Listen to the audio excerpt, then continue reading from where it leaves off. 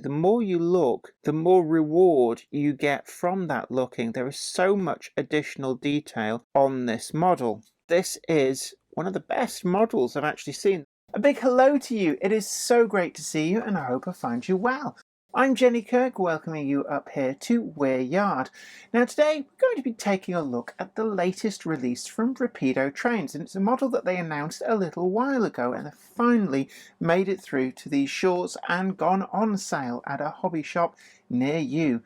But this is something that, in some respects, is quite daring. For a great length of time, we were told by various manufacturers that there just wasn't demand for industrial-based prototypes, as they concentrated on bringing us a slew of locomotives that ran under the British Railways banner, or the Big Four, before it. But just like pre-grouping became a big thing after so many years of manufacturers telling us that there was no demand for that sort of thing, so industrials have become really popular too, with a whole host of different prototypes that really do lend themselves to a small, compact little shunting layout. These have exploded in popularity, and a number of manufacturers have brought their own industrial prototypes to the market. Today it's Rapido's turn, and I'd like to thank Rapido for very generously sending over one of their 16-inch Hunslets to the channel so we can all take a good close look. Does it live up to expectations? And does it knock the predecessors out of the park? Well, come with me in association with Trainomatic, makers of DCC decoders and accessories that are designed by enthusiasts for enthusiasts. Find the full range available to order now at tramfabrique.co.uk.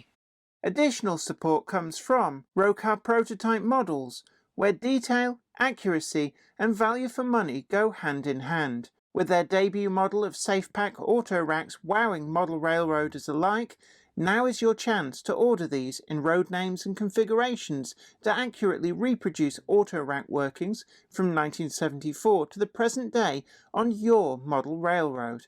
Order today from rocarmodels.com and see the full range for yourself. So does this all-new tooled model live up to expectations?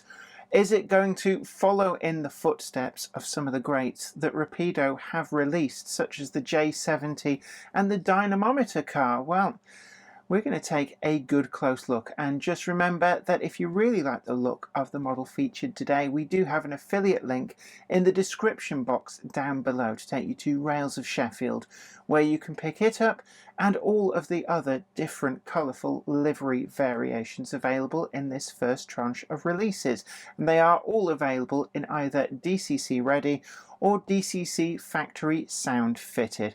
But without further ado, let's take a closer look.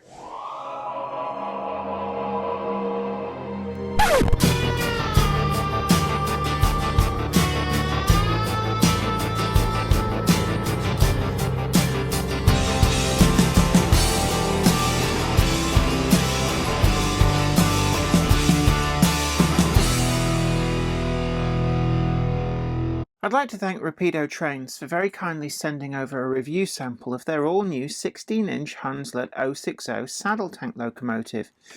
Now, the 16-inch refers to the diameter of the cylinders, so that you could order locomotives from any locomotive builder and specify within reason the diameter of the cylinders. The bigger the diameter meant the more power the locomotive could generate, although it did mean that that could affect the steaming. If you're using the steam too quickly and the firebox couldn't cope with that and the boiler couldn't cope with that, then it would make the locomotive a bit of a pig to operate. The example that they've sent over is catalogue number 903007, and this is in plain green as Thorn number 1, and this is the DCC Ready variety, although a factory sound fitted option is available, and this features recordings of the real locomotive. One of the preserved examples was recorded for this. The box is very, very substantial, and I do like this. I know people poo-poo reviewers who talk about the packaging, but for me, if the packaging is substantial and well made like this, it does speak volumes about the quality of the product. It shows that the company is proud of their product. It also means that should it befall an accident, like, I don't know, falling off the back of a lorry onto concrete, your contents should be all right. Inside, we've got the owner's manual and the picture of the model on there. And we've actually got a contents page, which does mean that finding any specific thing that you really need is quite easy. I also love this about, in the spirit of accuracy, we should point out at this stage the correct way to describe this model is 16-inch Hunslet 060ST. We apologise if anyone is offended by our incorrect description. Our sales and marketing manager is now being beaten about the head with a Don Townsley book. And Rapido famously have an incredible sense of humour. But if anybody is offended, then they really should go and maybe calm themselves with a swift pint at the Pedant and Armchair down the road. We've got an exploded diagram here of all the parts that go into this. I love showing these because it shows just how much goes into what can often seem a much simpler model from the outset, but to make it look so perfectly like the prototype, this is what is involved, and this is why models cost what they do. We've also got the sound options here for if you buy the factory sound fitted options, but that doesn't apply to us with this. We've also got some very helpful information on fitting the decoder, and this will require a Next 18 decoder. Now, unfortunately, these are becoming a little bit difficult to get hold of. There's obviously a processor shortage going on, so we are going to be doing a DCC fitting later on, but out of necessity we're going to be using a DCC Concepts Zen Blue Plus decoder in the Next 18 format because of supply issues currently with getting Next 18 decoders. So just take it out of the clamshell. We've got some additional polystyrene in there. Do keep hold of that actually, it's quite good for modelling with. And then the locomotive itself is inside here and just wrapped up in some clear plastic. I will point out in the box as well, because it is easy to miss, we do also have the front steps for the user to fit. Now there are some locating holes for these, but they come as separate, and I suspect part of that is just to avoid any risk of them getting damaged in transit. First impressions are that there is a lot of weight in this locomotive. It's really quite substantial for the size, and you can see from the size of my fingers, this is a reasonably small locomotive. Now, there were, I think it was around 44 of these, somewhere in that region, built by Hunslet. Very successful design. Ran in industry. These were not a BR locomotive in any way, but very successful, with a large number being used by the National Coal Board, and this meant that a number do survive into preservation, and some of the models that are available from Rapido in this first batch do represent the preserved examples, although not necessarily ones which are currently in operational condition. There were also some locomotives which were exported to, I believe, Australia and Argentina, I think. So these were a very successful design for the Hunslet brand. Dimensionally, this looks pretty good. We've got detail exactly where it needs to be. I do like this little slump in the coal, if you look at that. We've got moulded in coal in the bunker, which does feel like it's a separate piece, but the moulding has this slump in the middle, and the reason for that would be, on the real locomotive, that's where the fireman is digging the coal out, so it would tend to slump in the middle, and I just like that as a touch, just a small little detail which for me adds to the authenticity of this. And of course, the chief designer for Rapido UK is an avid full-sized steam buff, and therefore that is definitely something that would have been on his radar. We've got a very, very thin and slender pipe here on the side, and it has come undone, but quite easy to just pop straight back in there. Just something to watch out for. It's not actually glued in place, but it does rest there quite well. The livery application is nice and sharp. The paint really does adhere well, particularly on the wheels, and you can see there we've got a nice crisp clean green down into the spokes, although the spokes do look very, very deep. I suppose that's a necessity of the compromises of 00 gauge. The green does exacerbate that just a little bit, but I do like the fact that we've got the green going over the axle ends so it doesn't stand out.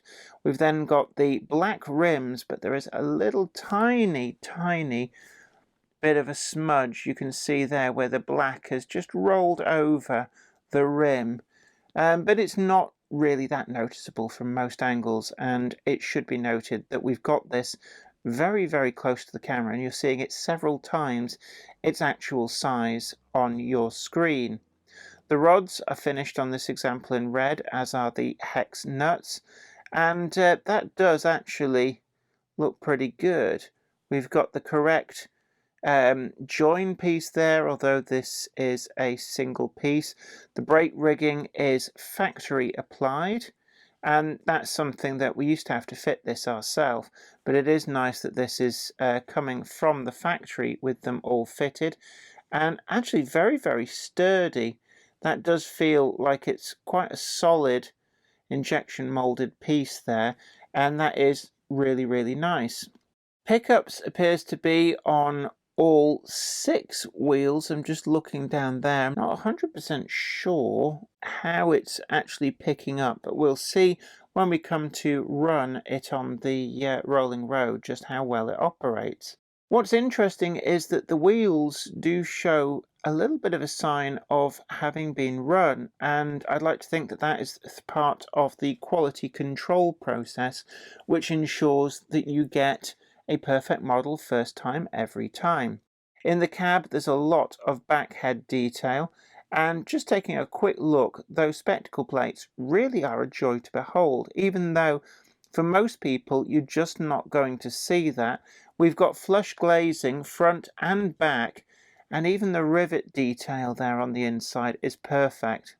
I do like the sight glasses. You can just see there the black and white chevron, which helps the driver and fireman to be able to discern where the water level is up to, due to the effect similar to if you stick a pencil in a clear glass beaker of water, it appears to bend, and so these chevrons will appear to bend right at the point where the top of the water level is, and that's how they work. The rest of the backhead details really are nice. There's a lot of extra detail going on, and with this quite open cab, it is nice that we can see and enjoy all of this. The top part of the cab does have that really quite nice off-white cream, although just through there at the back you can see a slight amount of the green appears to have bled through, but of course again this is a cruel magnification. Again, we've got a little bit just there on the top of the handrails, but you really honestly wouldn't notice that from pretty much any viewing angle. The works plate is printed but legible, and that is actually really nice and sharp. If you want to have etched plates, these don't come with the model but can be sourced from aftermarket suppliers quite readily. Again, the same with the Thorn number 1 printed to the saddle tank. It is crisp and sharp, and for me, I would not personally feel the need to replace that with an etched plate, but certainly that is some of the best and sharpest printing I have seen.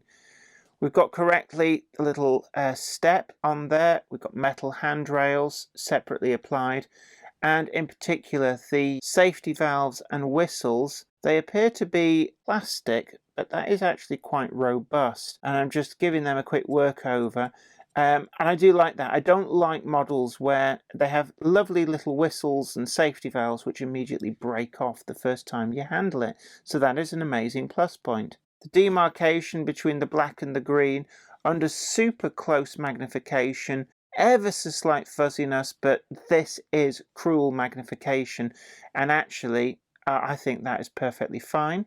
The water filler on there, we've got yet more superb detail. And I always get told off. Funnel, chimney, can never remember which. Both is acceptable.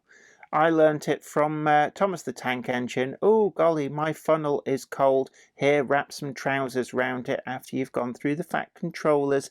Cart full of luggage at the end of the platform. Oh, you're smeared in jam. And if you don't know which story that's from, go and have a good read, because they're good fun.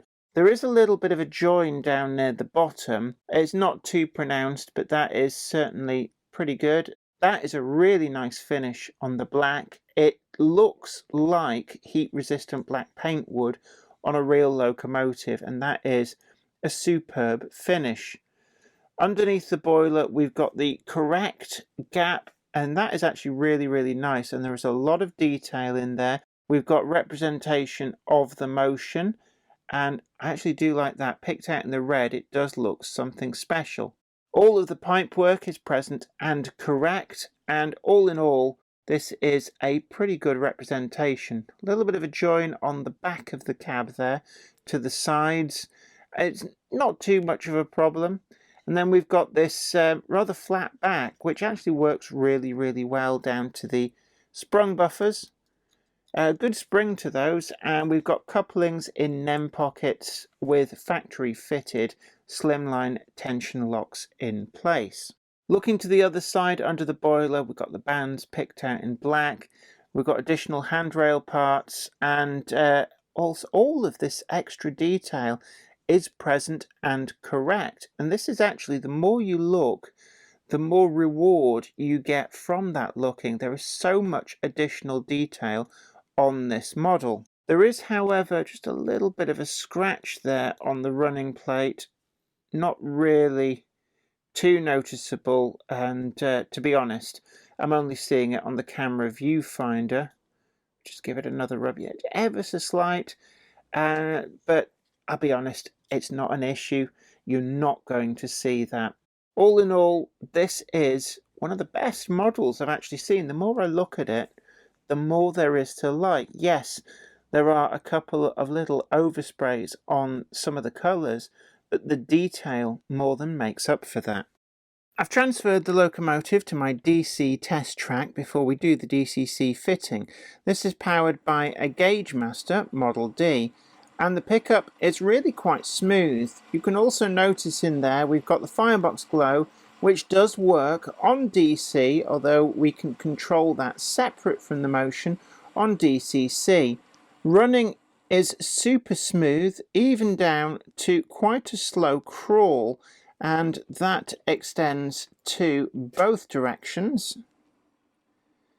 And there is very much a very smooth feel to this motion. One of the other things as well, which I haven't really seen in any other locomotives straight from a manufacturer, is there's a degree of momentum to the motion. If I lift this off, you can see it keeps running for a little while. And I can only presume that that's because of a really good flywheel and drive mechanism in there. But that is actually really quite fun to watch. And you see there, it doesn't just stop dead. And I'm sure that that will also mean that this model will perform a lot better without possibly needing a stay alive on DCC. When it comes to DCC fitting, it's actually quite easy. For this, we're going to be using the Zen Blue Plus decoder, and these are an NMRA standard Next 18 form factor, and also include a just plug solder free connection if you wish to add a stay alive, depending on space available. I'm going to be using a small plastic tool which is actually fashioned from parts in my scrap box, and this is really useful for being able to prise the saddle tank off to gain access. What you need to do is look for, there's just a little seam underneath, and we'll just get this tool into there, and the entire saddle tank will just unclip. It's a little bit fiddly and just need to make sure that you don't damage the handrails in the process. Get that right in and then unclip that thus. Using the plastic tool, just make sure that you don't scratch the paintwork, and obviously if you use a metal tool, that is highly likely to do some scratching. I'm just going to lift that pipe out of the way there, and I'm just going to leave that pipe in place there because I'm going to be quite careful with it, but it just saves doing some messing about. You can see inside there is a lot of weight squeezed into this locomotive. This is our DCC blanking plate. We just lift that up and it unclips out. We can then take our Next 18 decoder and install that in the right place. Just very carefully feel for that, and you just feel it click into place. Actually, that's just come off anyway, so it's probably as well to take that off then on reflection. With this, you can just cut off these wires if you wish to, or if you're like me and you don't like doing that, you can just try and coil them into place. And if you're worried about them coming free, you can always use something like Captain tape just to keep that in place, or just go for it. The saddle tank just gently pushes back into place. You might need to take a couple of goes just to slide this back down into position. And there we go, you'll just feel it suddenly click into place. Make sure all is sitting well on both sides. And then we've got a little mystery pipe which seems to just slip in behind the lower handrail, and if we just clip that at the top. Once we get it all back together, it's then off to the programming track. It's always good practice just to read the decoder back. If you get number 3 with no issues, then you know all is well. If you do have an issue, then that will just make sure you don't accidentally blow the decoder, and you've got time to go back and rectify any issues that may cause it to not read correctly. You can then assign it a DCC number, and we're off to the main layout. I'm going to give it its first test run, and bear in mind that this model has not been run in. It's only had the running that you saw on the DC rolling road. So I'm going to give it, I think, really quite slow speed, 1, 2, 3, 4, 5. And you can see immediately it just sets off, and it's got this lovely, slow, sure-footed feeling to it, helped in no doubt by that inertia in the motion that does keep it rolling without the need for a stay alive. The speeding up and slowing down is pretty smooth. Next up is a test on some of the deliberately badly laid point work on the Torture test track. So we've got on the right an Insel frog point, and on the left an Electra frog point. These are laid, twisted, and also on a slope. So I'm going to give the locomotive a little bit of power, bring it into shot, and see how well it copes first with the Insel frog and then the Electra frog, and it just sails straight through those. And you can see from the way that the locomotive bucked around that this track is actually really poorly laid, but it took it straight within its stride. F1 controls the firebox glow, which is satisfyingly bright and just the right shade of orange. With some adjustment of CV values, it will be possible to get this to flicker. Overall, running was good, and the locomotive was able to handle quite a long van train, as well as taking in all the point work and twists and turns of Weir Yard. The only particular area where it seemed to struggle a little bit was that it did have slightly intermittent pickups on some of the curves. This was helped by cleaning the track, and as the locomotive ran in, it did get better, but it didn't entirely go away, and at low speed running it did occasionally stall out, but I suspect that that is down to just needing to adjust the pickups. So we turn now to the scores. First up is build quality, and on this it is pretty well put together. There's some great thought gone into the durability of various parts of this model. The only area which seemed to routinely cause a little bit of a nuisance was the pipe that went up to the steam dome, and this was frequently finding itself coming free and having to be just put back in. But other than that, it's pretty good, with no real faults to be found, so I'm going to give this a 9.8. On running quality, the locomotive really did feel smooth, and helped by that inertia in the drivetrain, which really made it sweet on DC and helped an awful lot on DCC without the need for a stay alive. However, there did still seem to be a little bit of stutter with the pickups, and I couldn't find an easy way to adjust these without dismantling the locomotive. All in all, I'm going to give this an 8.9. On DCC Fitting and Innovation, it really was quite easy to get into this locomotive to DCC Fit, and there is a surprising amount of space given how heavy this locomotive is, and I could well imagine that the more industrious of DCC fitters could easily add a stay alive in if they wanted to go down that route. Tool-free access really is a great step forward, and I like the way that the seam is hidden underneath the saddle tanks. So I'm going to give this a 9.5. On accuracy and quality of finish, accuracy-wise, this locomotive is pretty much perfect. It just goes to show how well models turn out when the people involved in their designing are those who are also heavily involved in running and maintaining the real locomotives. Where the finish perhaps suffered ever so slightly was a degree of fuzziness on some of the applications of the black rims on the wheels, just slightly going over the edge, and a little bit of green overspray around the cab area. Other than that, not really much to report, so I'm going to give this a 9 out of 10.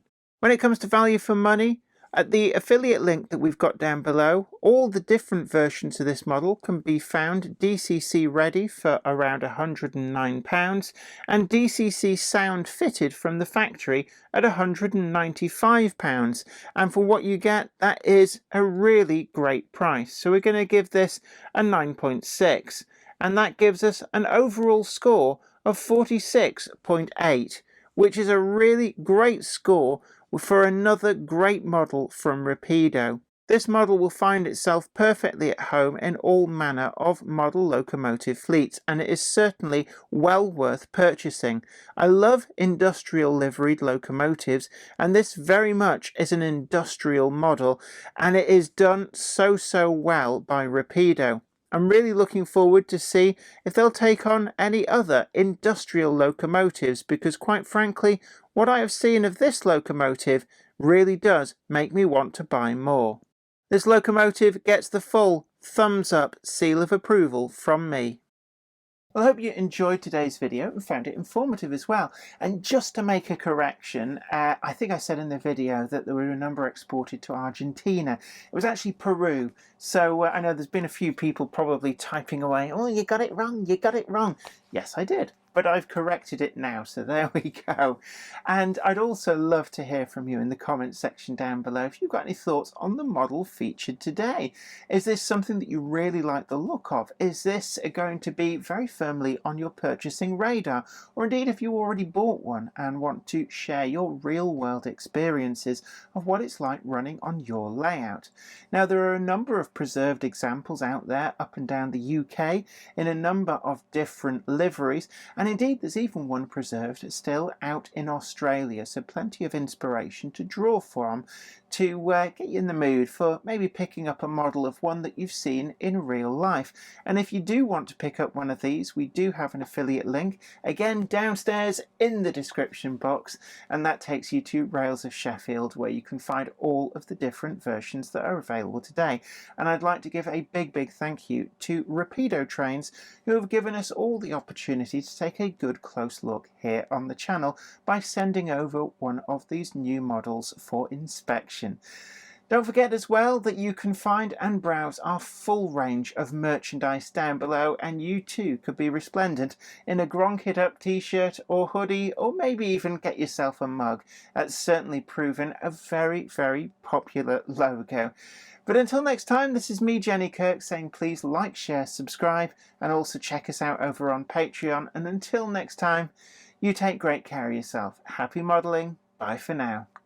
Today's video is sponsored by Train-O-Matic, makers of DCC decoders designed to be fully compatible with every manufacturer's locomotive. Visit train-o-matic.com to browse the full range and see what they've got suitable for you.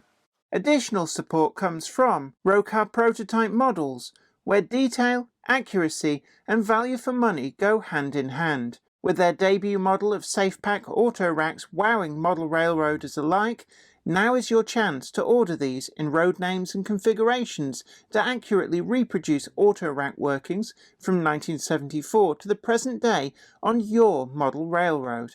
Order today from rocarmodels.com and see the full range for yourself. I'd like to send out a huge thanks to everybody who supports me on Patreon, and an extra special huge thanks goes out to Anthony Kidson, Offshore Allen, Michael Lockie, Helen Sink, Gary Lewis, David Quinn, Sparky 107107, George Botterini, Chris Moss, Robert Steers, Sam Yates, Dale Williams, John N from NC, NYMRish, Jonathan Foster, Peter, Clifford Ison, Larry W. Grant, NI Railways 4000 class, Ian Coulson, Alan Dickerson, Eddie Popper, Karen Nichol, Medwin Williams, Crossways Point Junction, 3B Rail, Jennifer Horton, and James Beckett. Thank you. Without you guys, I couldn't do this.